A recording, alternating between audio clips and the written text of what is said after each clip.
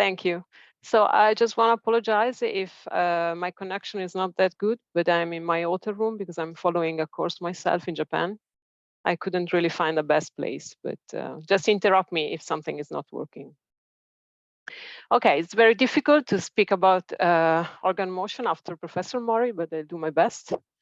And I will focus on the abdominal region.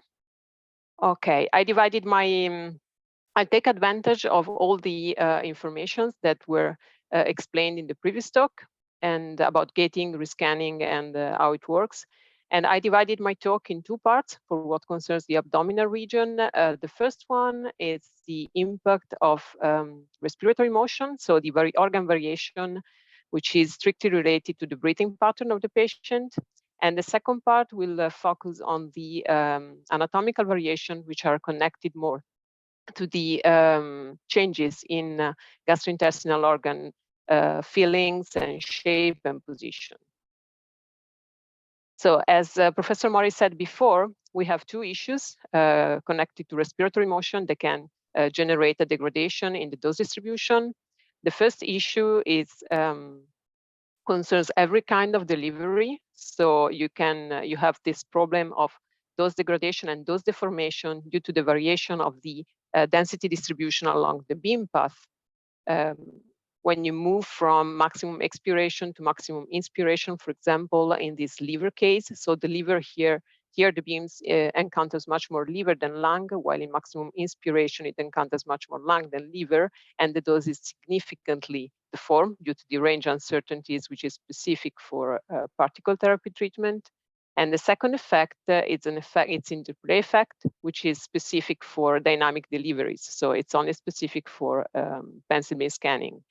And it's due to the interference between the motion of the organ and of the tissues and the motion of the beam. So this interference is random. It's not synchronized, of course, and it can create significant dose degradation.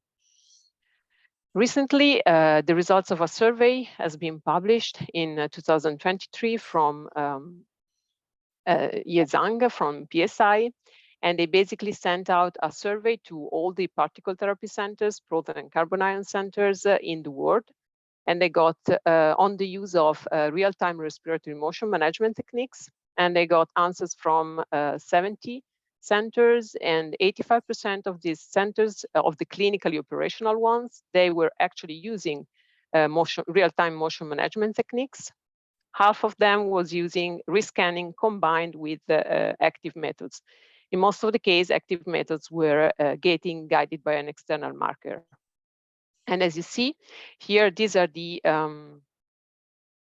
treatment sites where the real-time motion management techniques are mostly used. And Professor Mori spoke about lung, and I will focus on these two cases. So after lung, liver is the one that requires more, that requires most respiratory motion management techniques, and after that, the pancreatic tumors. So are they actually moving? Well, yes. There are several studies which have been published in the literature. I just picked some of them. This one, it's again from the group of PSI. They are doing proton therapy, and they studied liver motion and which kind of motion management techniques were required to mitigate, to preserve target dose homogeneity. In this graph here, you see the target dose homogeneity, and here you see the treatment time on the bottom level. They took some patients, a group of patients, and they divided the patients in different amplitude of motion. And then, of course, for this large target, which are located in the lower part of the liver, the motion is below 10 millimeters, and they could guarantee a good target coverage and maintain target coverage along the treatment course just using rescanning, while for larger moving targets, like, for example, the ones which are located in the hepatic dome, which are the most complicated ones in terms of motion, but also in terms of density variation along the beam path, because that is where there's the maximum variation in the, there's the maximum density variation in the interface between lung and liver. And for this kind of targets, which were moving more than 10 millimeters and up to 20 millimeters, they had to introduce gating to guarantee target coverage. And this, of course, increases the treatment time. What about pancreas? Is it moving or not? Well, yes, it's moving, and it also requires motion mitigation techniques. In this case, I picked up two papers. One is from the group in Utrecht, where they developed the MRI LINAC concept that they used to treat pancreatic cases, and they measured the amount of movement based on